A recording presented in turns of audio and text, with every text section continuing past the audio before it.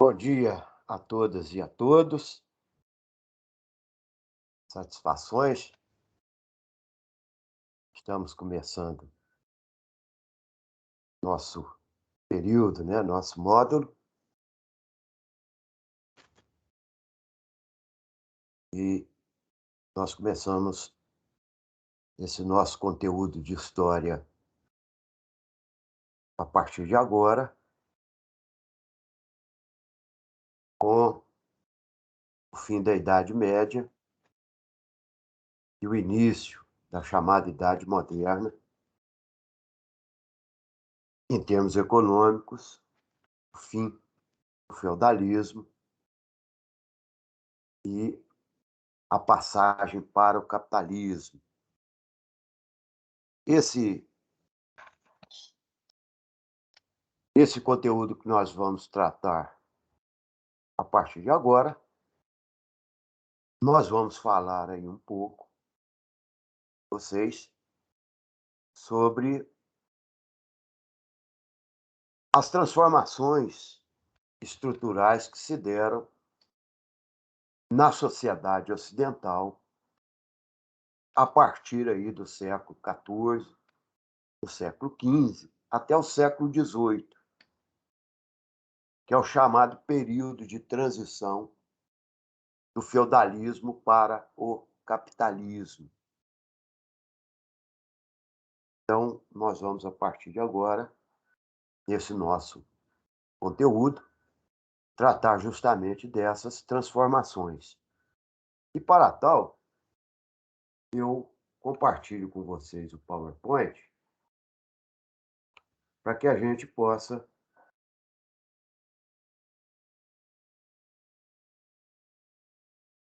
já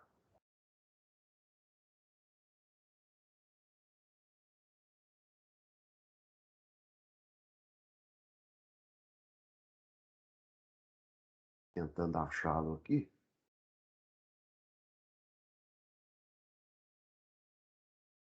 Área de trabalho.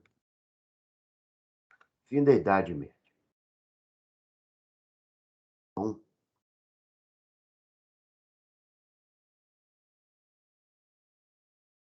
vamos lá. Nosso tempo básico está aí, o fim da Idade Média, surgimento do capitalismo.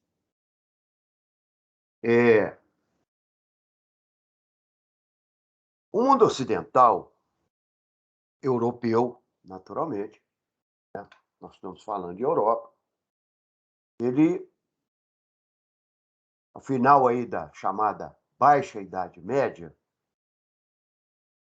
um dilema surge dentro da Europa nesse tempo. Ou seja, a riqueza provém da terra ou do comércio. Da terra, os donos da terra eram a nobreza e o clero. Eu chamo de clero, membros da Igreja Católica, ou seja, a instituição da Igreja Católica. Né? Chegar aí, por exemplo, na Baixa Idade Média, a Igreja Católica sendo proprietária de cerca de um terço das terras produtivas da Europa nesse tempo. Então, portanto, a terra no sistema feudal é a base, a fonte de riqueza. Então, o restante, os outros dois terços, na mão de uma nobreza, né, feudal, com autonomia, da senhora jurídica, política e econômica desses chamados feudos, reinos, né? Então, a fonte de riqueza é a terra.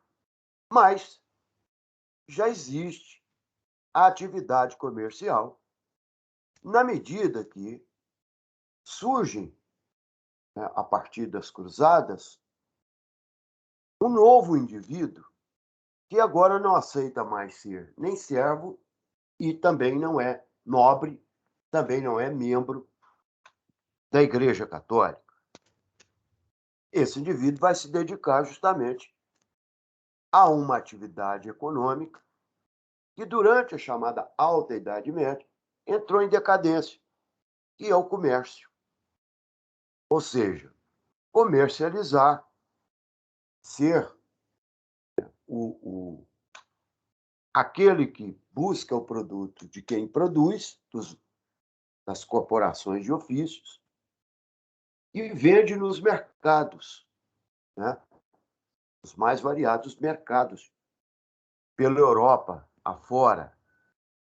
Esse indivíduo vai obter lucro com esse comércio, então ele vai possuir agora uma riqueza, que não é uma riqueza em terras, mas é uma riqueza em dinheiro. E, portanto, a partir das contradições entre a fonte de riqueza imóvel, rural, da terra, e a fonte móvel, comercial, né, que provém do comércio, vai surgir aí uma série de transformações, surgirão a partir daí, uma série de transformações que vai motivar, né, que vai modificar toda a estrutura do mundo europeu àquele tempo, né? É o que nós chamamos de transformações no nível da infraestrutura econômica e social. Significa o quê? Então, agora, qual é a fonte mais rentária de riqueza? É o comércio ou é a produção agrícola? Certamente o comércio vai superar em muito, né? E essa vai dar origem a uma nova classe social, a classe social chamada de burguesia, que vai se enriquecer e, a partir daí, ela vai propor uma série de transformações, né, na infraestrutura. O que eu chamo transformações na infraestrutura? São aquelas transformações que provêm das bases materiais que compõem a sociedade, ou seja, a estrutura econômica e a estrutura social. Essas bases materiais é que vão influenciar na transformação, nas mudanças da chamada superestrutura jurídico, político e ideológico. Isso significa o quê? Novas leis e regulamentações legais surgirão no sentido da estruturação de um novo regime político, né? Numa nova relação jurídica, quem tem direitos, quem não tem direitos, quem tem deveres, quem não tem deveres, né? E ideológica, no sentido de modificar a forma de pensamento que vai balizar a vida das pessoas na Europa nesse tempo de transformações, né?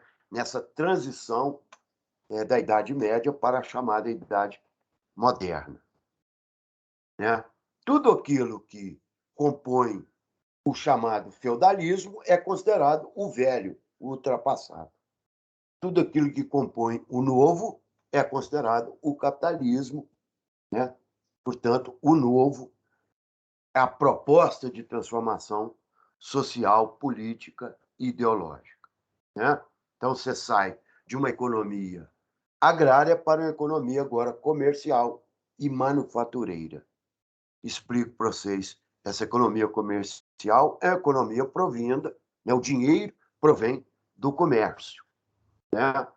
E, posteriormente, o acúmulo dessa riqueza comercial proporciona ao dono dessa riqueza a aquisição das manufaturas, em vez dele, né, comprar o produto e revender, agora ele mesmo vai construir instalações, colocar as suas ferramentas, os seus utensílios, as suas estruturas produtivas, né, as suas maquinarias e vai contratar o artesão, vai contratar a mão de obra, portanto, saindo agora e pagando a ele um salário, né? Pela primeira vez na história, surge a questão do salário como forma de pagamento pela mão de obra, já que agora o burguês é dono dos meios de produção, né? Ele vai pagar um salário para esse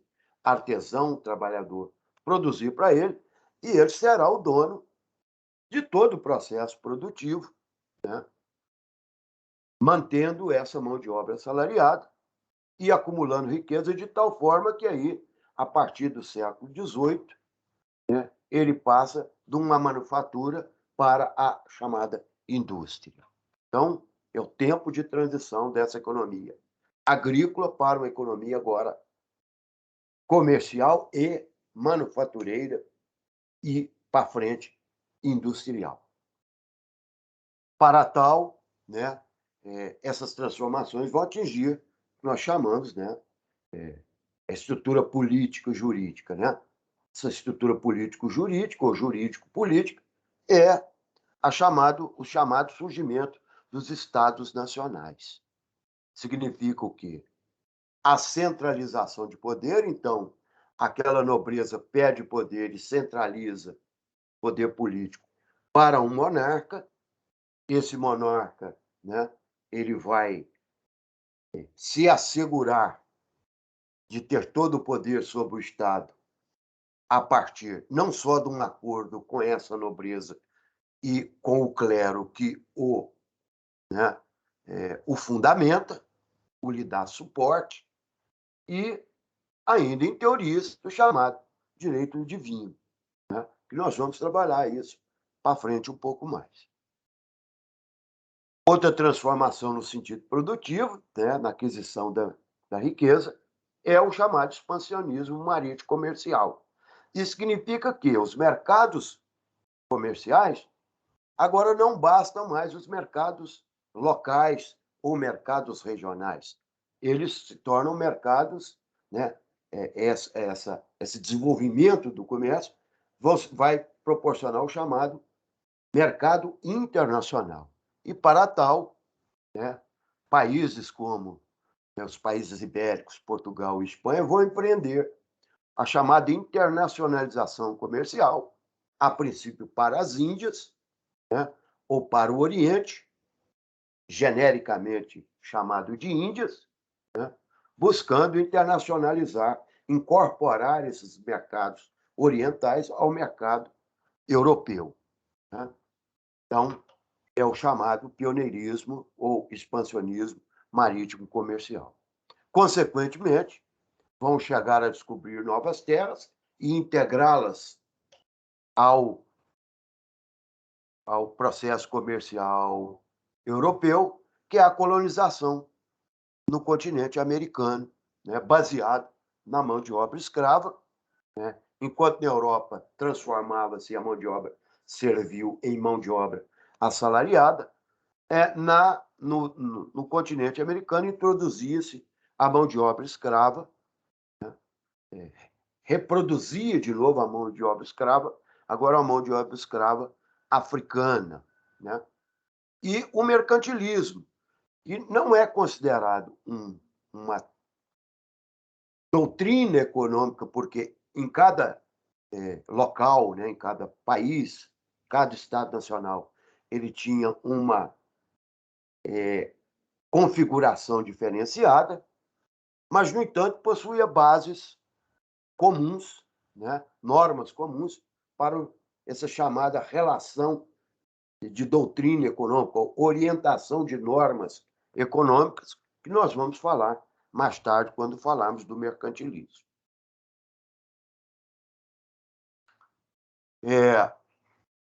Outras transformações também tão importantes, e agora no campo ideológico, né? Essas transformações na superestrutura ideológica, parte para o chamado humanismo e o renascimento cultural, onde o indivíduo passa a ser o centro das atenções, o centro do universo, em detrimento do teocentrismo, né? da Idade Média. Ou seja, o homem perde protagonismo para Deus durante a Idade Média, mas agora passa a recuperar esse protagonismo na Idade Moderna, porque agora é esse homem que expande, esse homem que pode, esse indivíduo que o Shakespeare vai dizer que obra de arte é o ser humano, é o homem, né? William Shakespeare, um dos grandes escritores do Renascimento cultural. Então, agora, o individualismo em detrimento do ascetismo, né? Daquela entrega, abnegação do indivíduo em detrimento de Deus, das coisas da igreja. Agora é a centralização desse indivíduo na possibilidade de poder mudar, né, a sua realidade e a realidade que o envolve. Né? E agora o uso da razão em detrimento da fé. Né? Agora, a busca do conhecimento pela razão, pelo entendimento. Que nós vamos falar também com mais propriedade quando falarmos do Renascimento. Também nessa questão religiosa, que predominou a ideologia, mundo das ideias durante aí os 1000 anos de Idade Média, né? A cisão do cristianismo na Reforma Protestante, né? Uma reforma da Igreja Católica e o surgimento de várias igrejas protestantes, que vai culminar no século XVI com uma grande intolerância religiosa. Né? Nós vamos falar isso aí das bases e dos fundamentos um pouco mais para frente, quando falarmos da Reforma Protestante. E, por fim, a Revolução Científica do século XVII e o Iluminismo do século XVIII, que vão trazer aí as bases intelectuais e científicas, né, de toda essa chamada modernidade do século XVII e do século XVIII, culminando com as chamadas revoluções burguesas do século XVII, a Revolução Inglesa, e do século XVIII, a independência das colônias inglesas na América e o grande advento, né, que confirma agora, então, a predominância do capitalismo, que é a Revolução Francesa. E a Revolução Francesa significa, aí no século XVIII, no final do século XVIII, a consolidação do capitalismo e o fim do feudalismo. Então, agradeço a atenção de todos e de todos. Voltamos numa próxima aula. Muito obrigado. Passem bem.